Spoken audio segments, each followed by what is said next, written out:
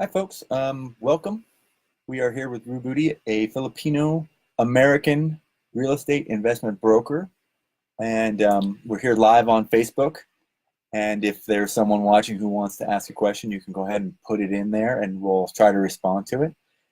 And Ru has been working here in Portland at firms such as Norris Stevens for the last couple of years. He was here during the housing crisis, and he understands how apartment buildings and condos get financed, how they get built, and why. And he's going to explain to us how the housing crisis happened from the perspective of real estate investment. He's just going to tell us sort of how the game is played, what happened in the financial system that influenced the mass evictions and massive construction that we've seen here in Portland. And that will also trickle down into, what's happening in other cities, because it's going to be some pretty basic structural financial rules of the game that we'll talk about. And at the end, we'll also talk about a few pro tips about how folks should manage their money or could manage their money given, the investment and real estate environment that so many gentrifying cities see themselves in. So things like, when is it wise to rent and when is it wise to buy? Because it's not always, you shouldn't always buy a house if you can. So great. So thanks so much for coming, Ru. Well, Cornelius, thanks for having me. What is an investment broker? Well, I'm an investment broker, and what I do is I help sellers find buyers for the property, and I do that in a way that we do the timing right so that we can defer certain taxes. Okay. So that's you're maximizing profits for your clients, and it's mostly a tax game. It's partly a tax game, but an investment property is essentially a business. So we have to look at it as a business. So we look at the numbers of a transaction to see if it works out for both sides. Okay. And tell us a little bit more about just who you are. You moved here when you were 7 years old from the Philippines? Yes, so there's 6 of us in our family, and we 4 boys, my mom and dad, and we lived in the Philippines during the Marcos administration, and there was martial law at the time, and my parents are both professionals, so we were able to come into this country, and we did that in the early to mid 70s, and we saw that there was more opportunities here, and in fact there is. My parents were able to buy their first property back in the 70s in Brooklyn, New York. It was a brownstone that already had a tenant. Mm-hmm. And then, so you consider yourself, you kind of grew up, we used to describe yourself as upper middle class? Yeah, well, we like to think of ourselves as middle class. We know a lot of people a lot richer, and we know a lot of people a lot poorer. But I guess since my parents are professionals, I guess we can say we're upper middle class. But really, growing up, I thought we were poor. Because you didn't have like the Nintendo system that you wanted, or I grew up without cable. Everybody had cable, but I mean, we were just generally comfortable. But my parents just wouldn't refuse to buy it. But I don't want to date myself too much. But Nintendo system, we barely had Pong back then. Oh, yeah, well, you're a little older. Okay. So, yeah, but we did get the first Atari at one point. But my parents were always frugal, and I remember that I once had pants that I knew were girl pants, but since they were on sale, I had to wear them. And, little details like that a kid notices, but hey. How did you become a real estate investment broker? Well, my family has always done real estate. So, we bought our first property back in the 70s in Brooklyn. And we saw that is essentially the way to the American dream, to basically own a part of America. So it's very important for us to own properties. And we've done a lot of different investments. For instance, when we were in college, my parents got us a property so that we could rent it out to our classmates. So essentially, they were paying for the mortgage, and we got to go to school almost for free. Right, right. So, and as we discussed, and I've said before on other podcasts, my family, my father was also in property management. He was also in property investment, multifamily property investments. His whole career. I am a partner in a commercial property, so I understand sort of the landlord perspective as well as covering the issue from every angle I possibly can. So that's something that we both share, and we talk about that during our other brief conversations. yes.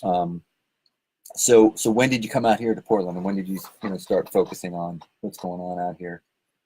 Well, it's kind of funny that as a New Yorker, we don't really consider moving out to the West Coast very much. And my wife and I were sitting down at home one day. This is in Indiana because we moved to Indiana. And one of our friends moved to Portland about a year before us. She moved out in 2014, around that time. And so she said, hey, why don't you come check it out? We weren't really considering moving here, but then we started watching shows like Portlandia and started to hear that, Portlandia. We started to hear that the real estate market here is good. And so we started looking at different cities. We looked at New York, and we looked at Chicago. We had a place in Chicago, and we considered moving there full time. And we also looked at Portland. And when we did the math, we were priced out of New York City, my hometown. So ironically, I moved into a neighborhood where I priced out where other people are priced out, I guess. And you're kind of my neighbor. You live about like 10 blocks away. Yeah, so we live in Williams District, and we picked this area because it's growing. We know that it's gentrifying, so a lot of people who lived here for generations are forced to move elsewhere. And I guess I don't feel too bad because I too was priced out of my home state. And so getting into the actual what was going on here at that time that you moved here, like we show in the documentary and what talked about in around 2013, we start to see a lot of building here in Portland. Some people say that we were underbuilt, but by 2015, there's a lot of construction. Prices are really rising, rents going up 15% a year or more.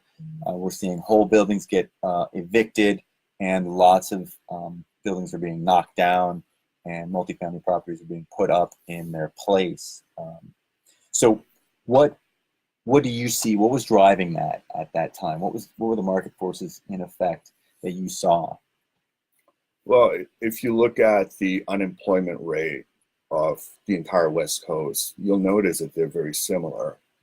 But it's also just slightly higher, maybe California. Unemployment is higher in California? Yes, during that time. And so they kind of mimic each other if you look at the graphs of unemployment in Washington, Oregon, and California. So that's not necessarily the cause, but I think what happened is that Oregon became more appealing to a lot of people, much in the same way that it did for my wife and me, because it's cheaper here. If you look at the average apartment in Portland when we moved in, it was around $1,300, maybe $1,325. But I remember in New York City when I was there back in the 90s, my one-bedroom apartment was $2,100. And that was back then. So it's still relatively cheaper here. By the way, I had two other roommates. So, for me, it was $700. That was the only way that we could make it work in New York. And if you look at the cities that people want to move to, Portland is still one of the most affordable places. So from the investment point of view, so there's demand. People want to move to Portland for whatever reason. It's cheaper, and they have portable jobs that they can move from New York City and still bring that income. either because they work online, or they have clients here, or they have pipelines to other richer markets, or there's simply new jobs that were emerging in Portland.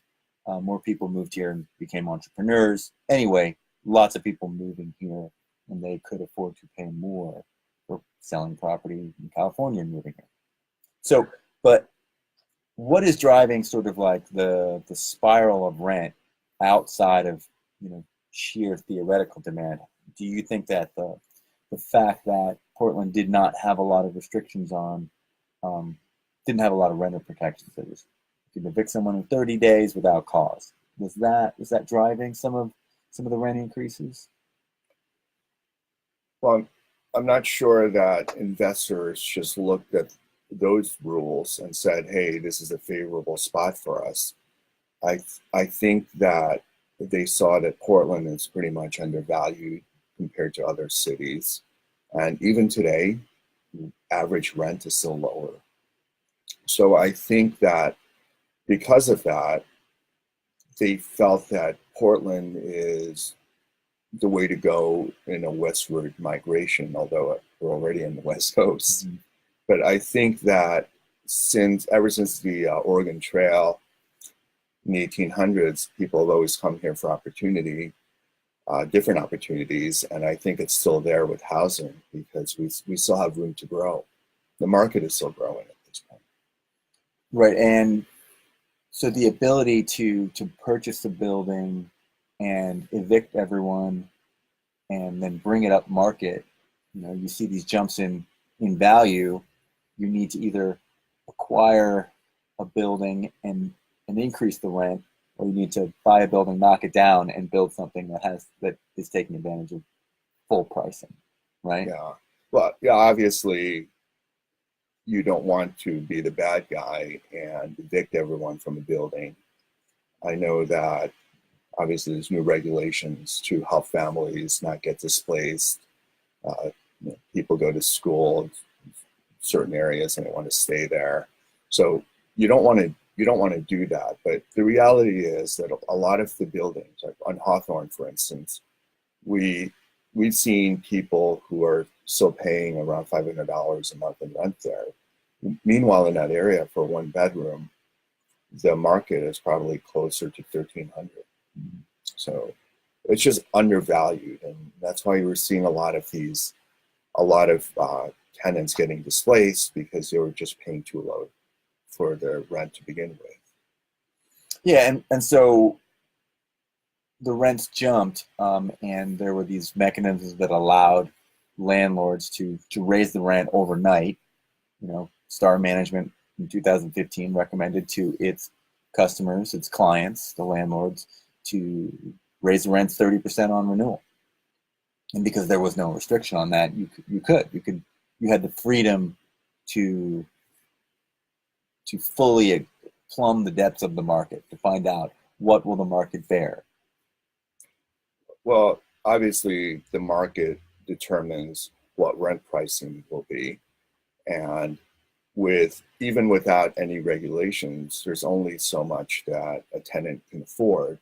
So if at one point rents were $500, but then you increase the rents to $1,000, there's a point that people cannot afford to pay double $1,000, so they're not going to jump it to $2,000.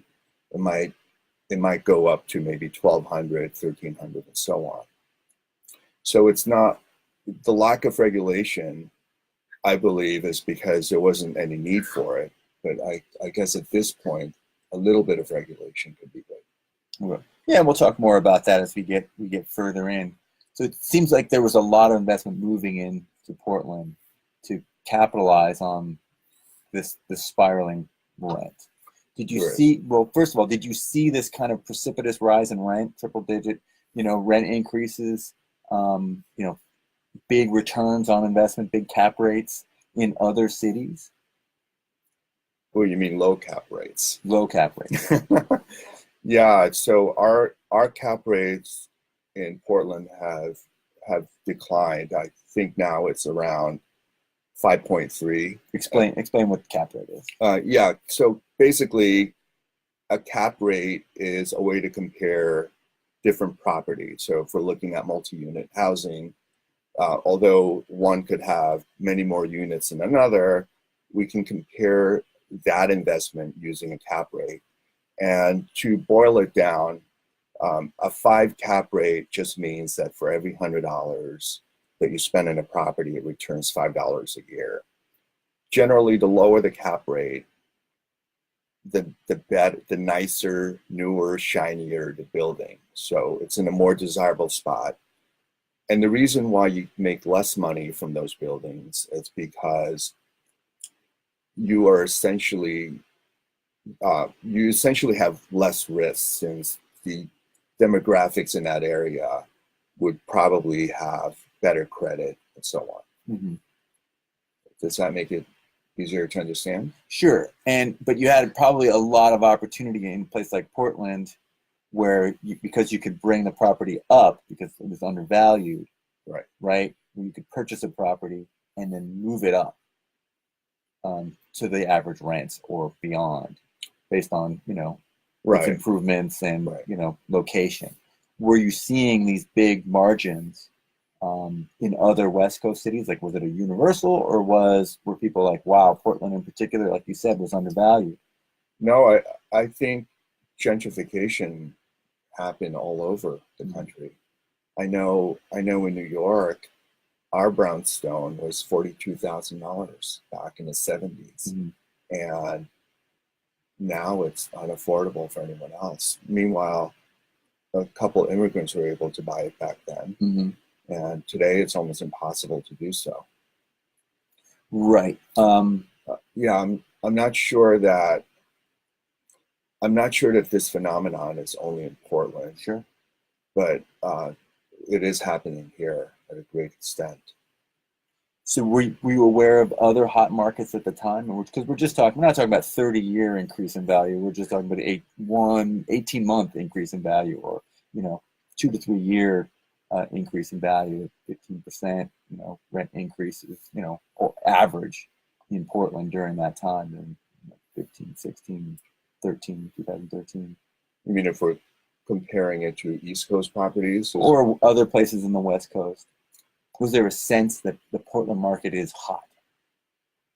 No, I think that my wife and I fell into the advertising of Portland.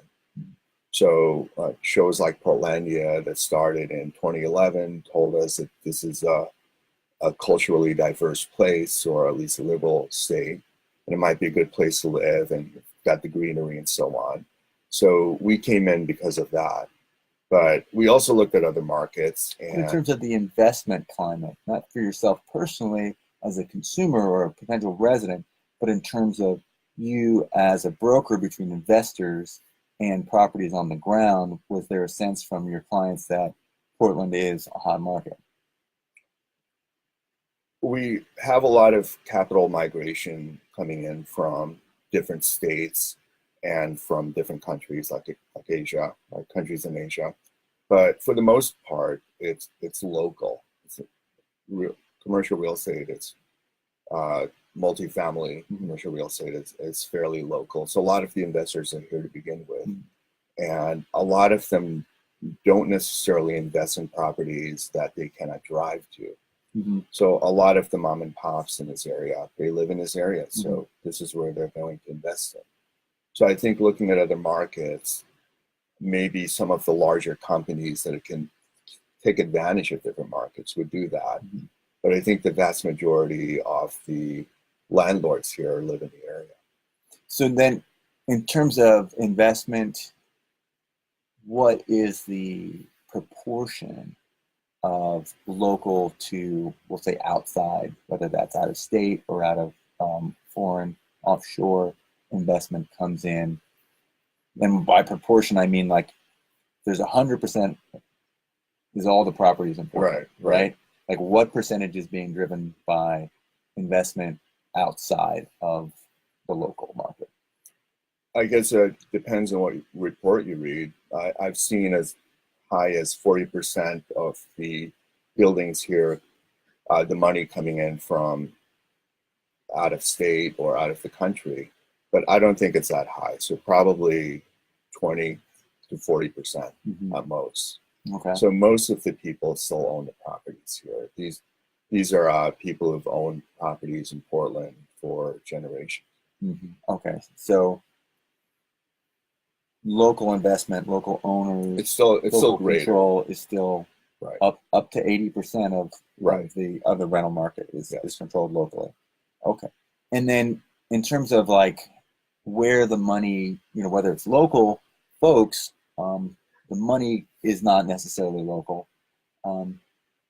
We saw, a lot of people have been talking about GlassSteagall and how on the investment side, the kind of removing of the firewall between home lending and financial lending, lending as an investment, which kind of took the firewall away between Wall Street and Main Street banking. Yes. How, in your view, was that a factor in the amount of money that poured into Portland just during this period of 2015, 16, 2014, 13, that time, the housing crisis?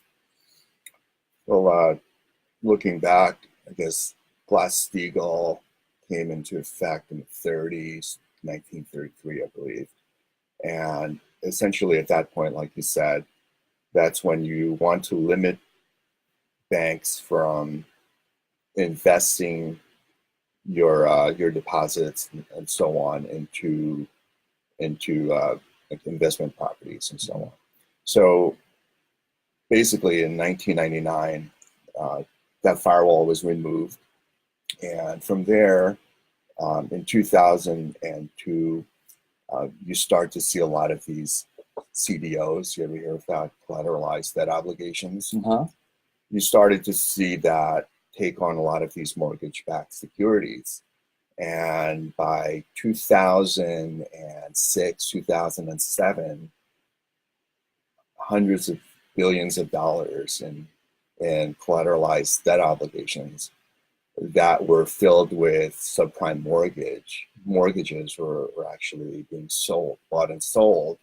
And I think that's what led to the housing collapse in 2008. And that's where you have it. So there's a lot of speculation, and a lot of people were getting mortgages even though they didn't really qualify. There were a lot of liar loans and so on. Now, did that kind of sort of high risk, speculative, irrational exuberance also occur during the last 5 years in the multifamily investment market? Well, these are different types of borrowers. So in multifamily markets, obviously we're looking at commercial loans, but those did also become collateralized. But I think for the most part, the multifamily buyers are more sophisticated investors than an average person buying a house. So I think it was less to an extent for them. But the risk is still there, but you do have to prove the income and so on.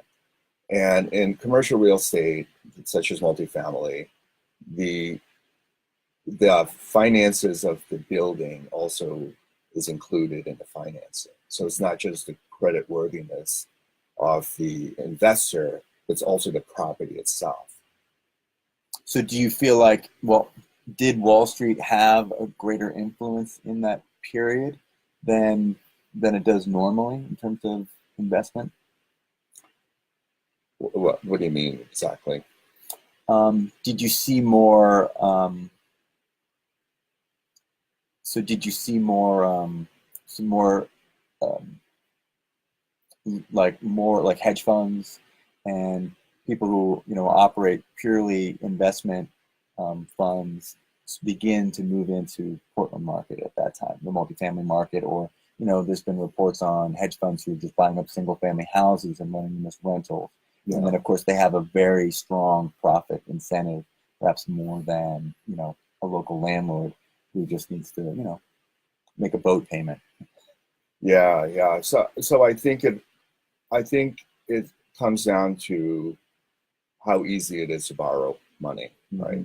So it's been relatively easy to borrow money because if you look at the 10-year Treasury, it's pretty low. Mhm. You're right. I checked this morning. It was like it's at 3.05, Mhm.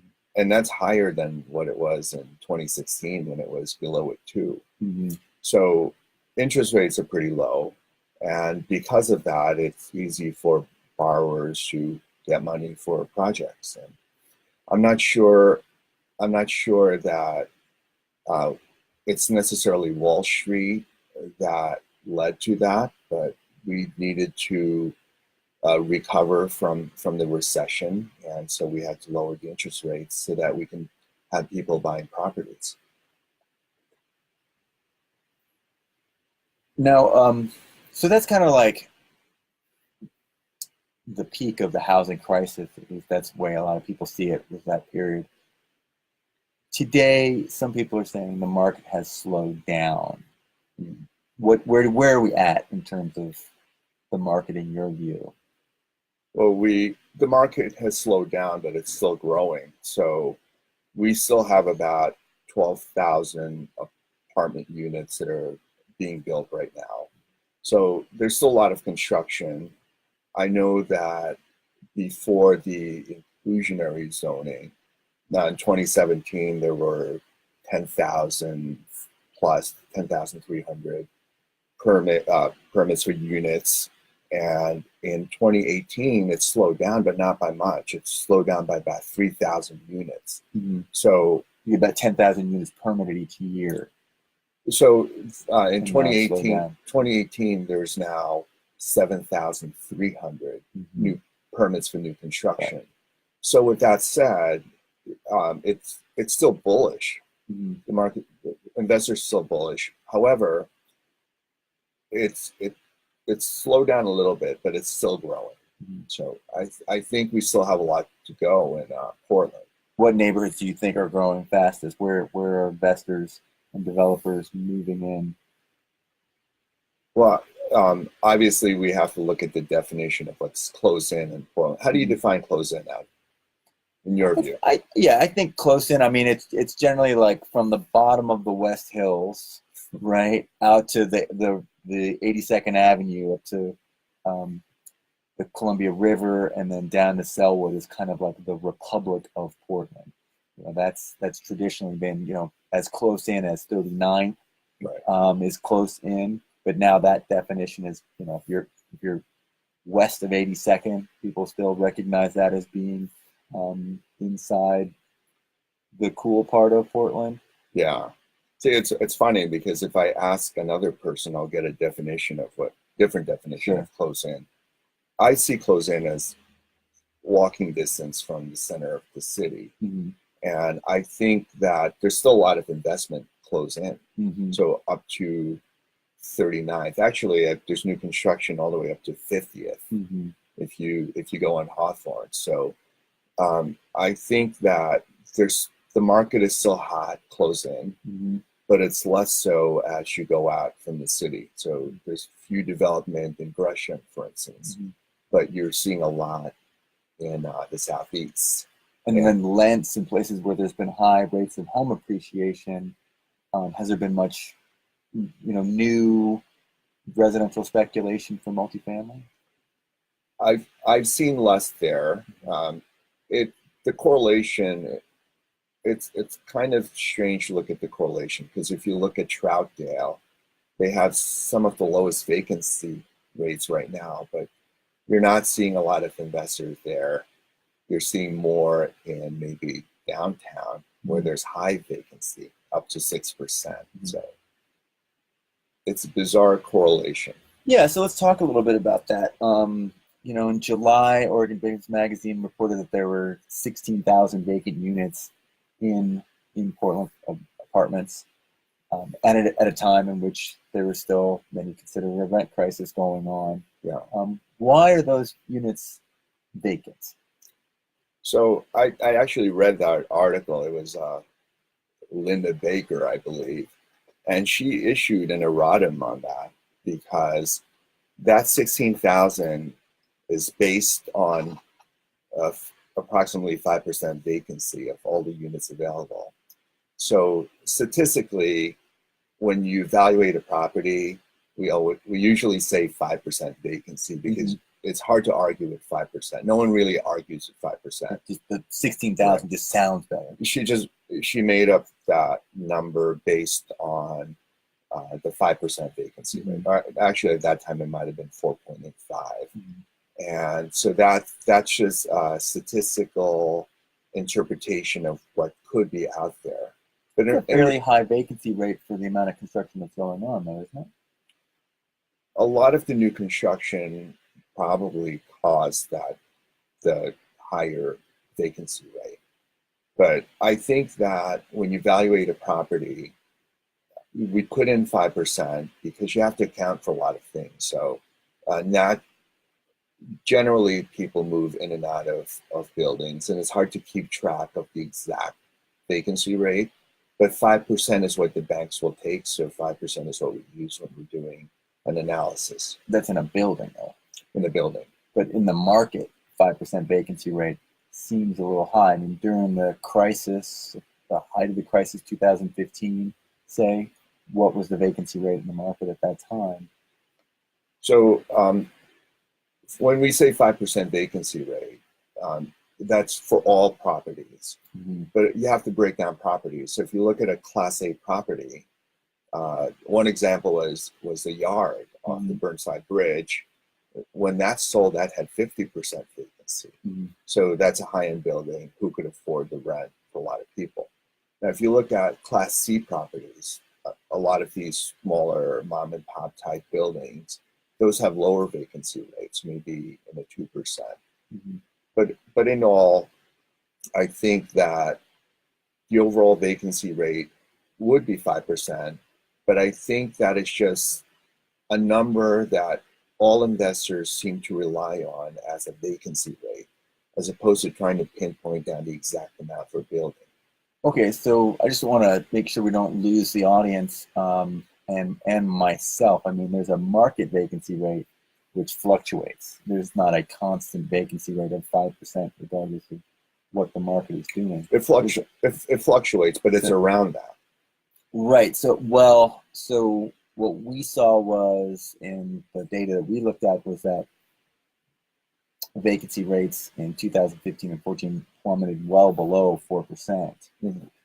And that was driving, or at least we speculated that was driving rents up because the vacancy rates were so low. And certainly economists that we talked to didn't think rents would go down until vacancy rates got to about 6%. And then they might just stop growing. They wouldn't actually go down until wages went up. Is that your perception? Well, I think that if you look at vacancy rate, a lot of times they're not incorporating new construction that's being leased up, that's coming into the market. So it also depends on what properties you're looking at. So again, when you say 3%, that is probably something that you'd see in a lot of these old buildings, because that is normal, because the rents are so low and everyone wants to move into those places first. So like when my wife and I were moving into Portland, obviously we looked at as cheaper rent as possible. So we were looking for these smaller places, but we couldn't find them. So what we had to do was go up to the higher end building because they actually had room for us. I think that the vacancy rate is a lot higher in more expensive buildings, but pretty low in the cheaper buildings as everyone's moving into those. Right, but I feel like we're getting lost in sort of some definitions here, where I'm trying to get at the vacancy rate over the entire marketplace, and you're defining things by building. And so, is that the way? How do people calculate the overall regional vacancy rate as a whole? Is it simply every building that's in the market at 5% vacancy rate? Well, not necessarily. So when it depends on how the calculation is done. We use 5% because it's safe to use that, but obviously the vacancy rate is higher in a lot of buildings and lower in a different type of building. So the cheaper buildings, lower vacancy rate. Right, but at some point that vacancy rate fluctuates. right? It always fluctuates. In the marketplace, not in the building, in the marketplace. In the marketplace. So an investor will see the 3% vacancy rate in Portland, and rents are going up. Therefore, there's room to grow. There's room for me and time for me to buy a building and increase the rent or build a building from scratch, right? Sure. We're still seeing that. So we're still seeing growth in the city. The vacancy rate as a whole in Portland is below 5% right now. Okay. So it's something like 4.4%. Okay. Well, that's what I was trying to get at. This is thank you, the one viewer who's hanging on for that one.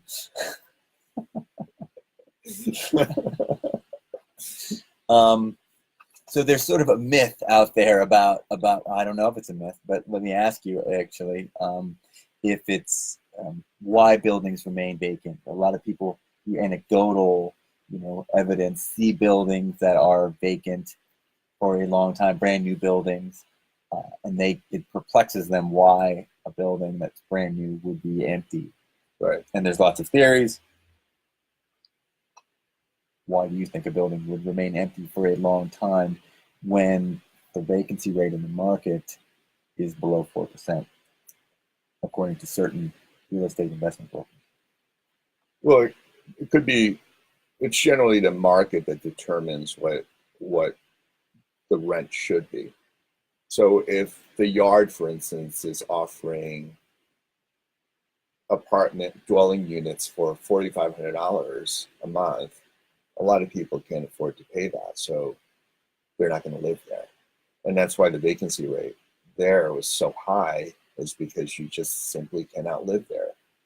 I toured a property there, and I know I can't afford to live there. Right, but it remains empty, right? It remains empty, and you don't necessarily want to diminish the brand. So in business, you have a thing called goodwill, right? And it's kind of like the J. Crew example. So J. Crew's goodwill used to be very high because they offered products that were expensive, and it sold to a certain type of person. But then over the last few years, it's at the verge of bankruptcy because they started to offer all of these sales. So now something that costs $200 is in a discount rack for $49 with an additional 20% off. And because of that, then people started to get used to paying the lower prices.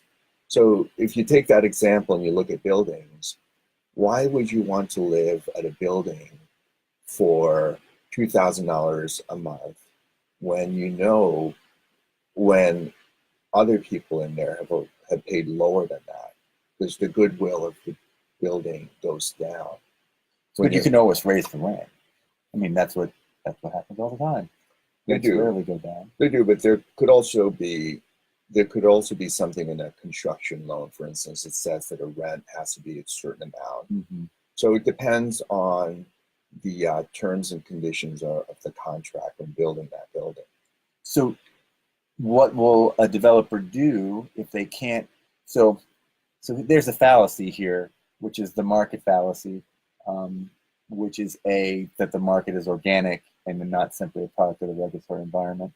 That's I think is a fallacy. And then the second is that supply and demand actually adjust prices, and that and that if supply goes up, prices will go down.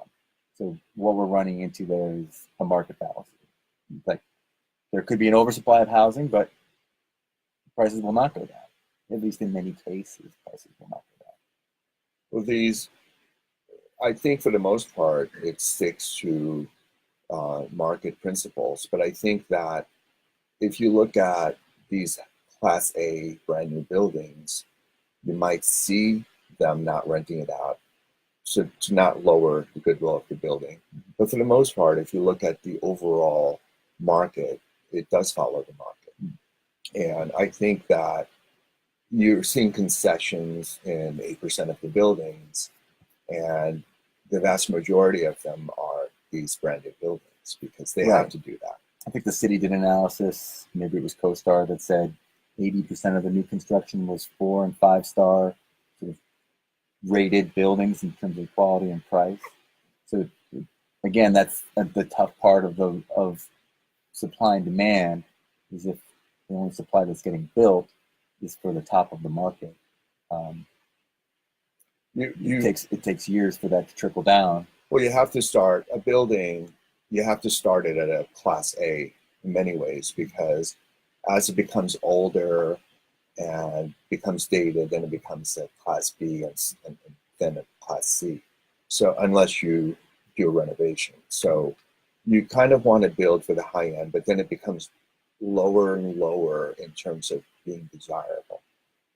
Right, as they age out. As they age out. Right. And that just brings us perhaps to the last part of the second to last part here, which is actually, Andrew, we're gonna hold on, take a quick break here for a sec. Plug this in. Oh, here we go. Oh, good.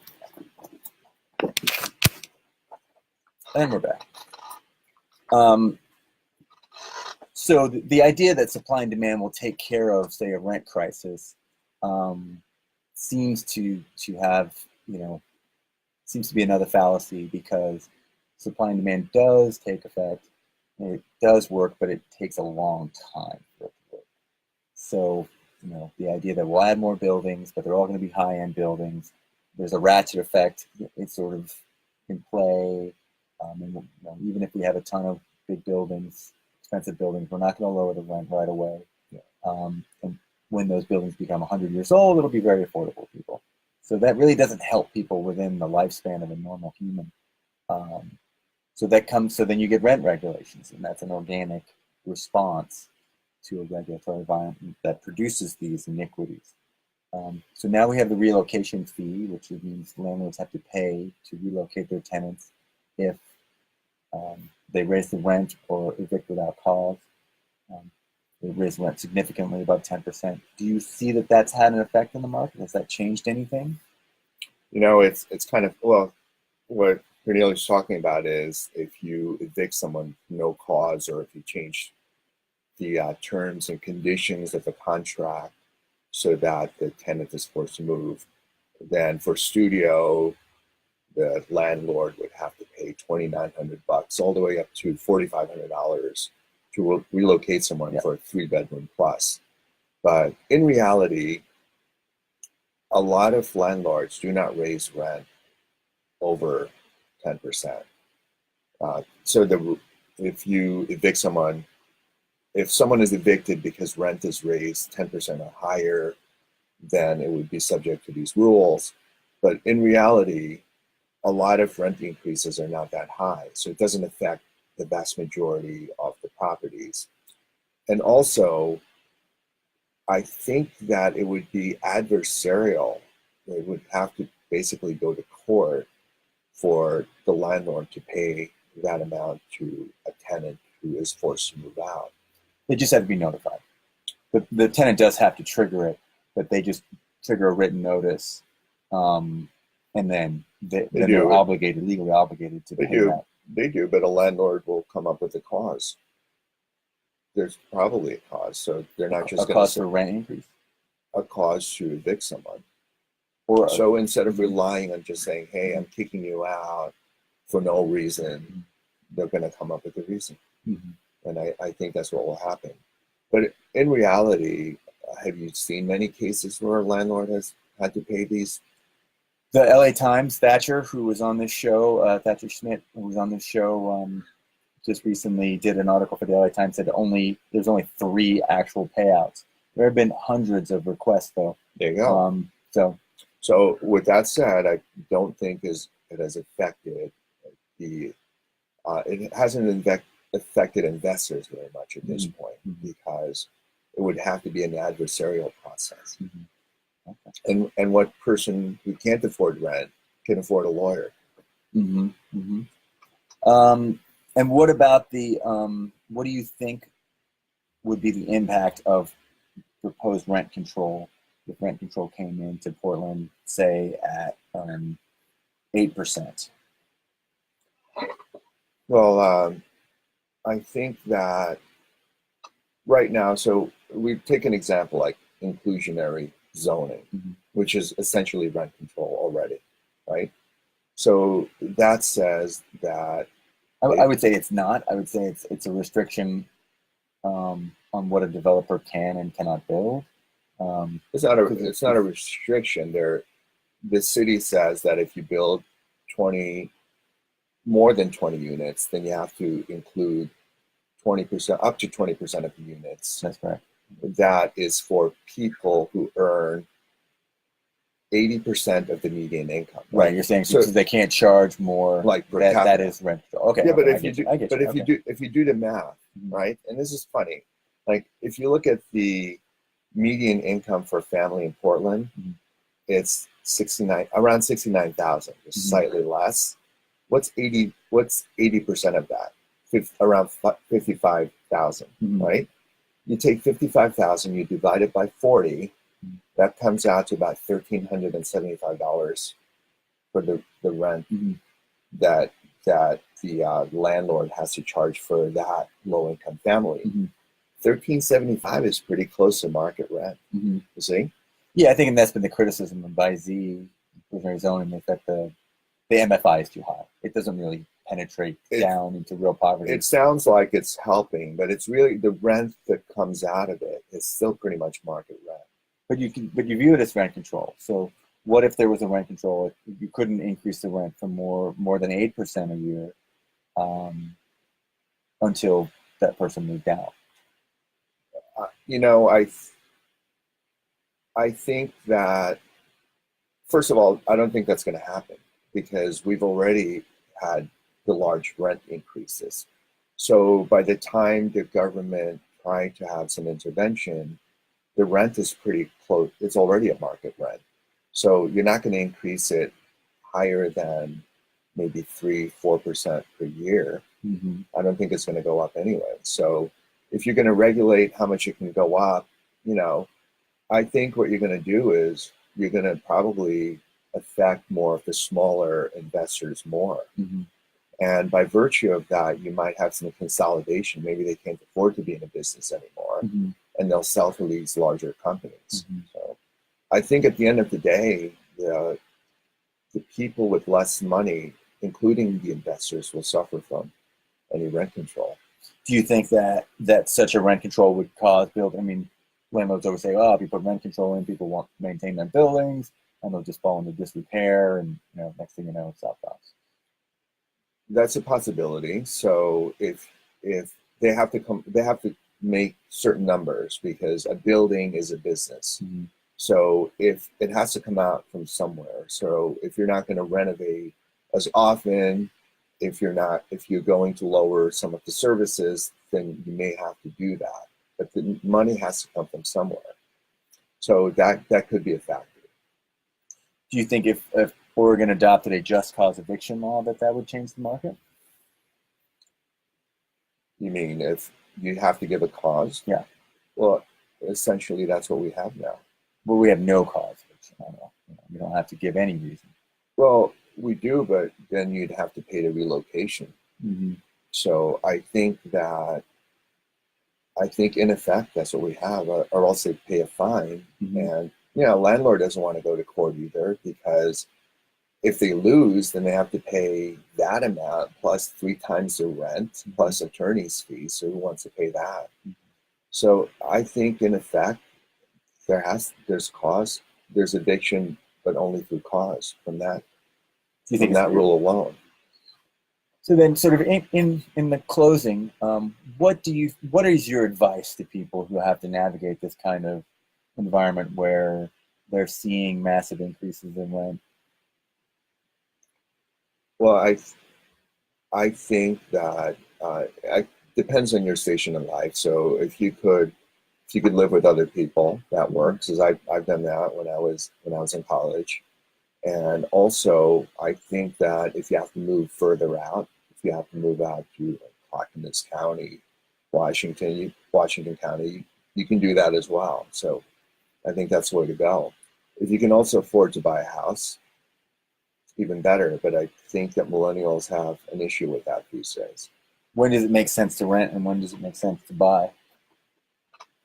Well, we just purchased a house in this neighborhood, and the way I do my calculations is I look at what that house could earn in rent, and then I use some formula. So basically, I factor in vacancy and expenses, and if that amount is close enough to my debt service or what I have to pay in a mortgage, then I buy.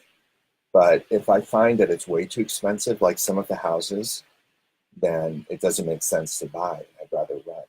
Mm-hmm. So like in my street, they're putting up 4 new condos, and I believe they're going to go north of 800,000 a piece for 2,400 square feet. If I do the math on those, more than likely, those are not houses that I would buy, Mm-hmm. because I think they're luxury houses, and I think at the end of the day, they don't make financial sense for me. But for some people, it might. Well, Ru, we really appreciate your time, and it's been really enlightening. And thank you so much. Well, you're welcome. Thanks for having me.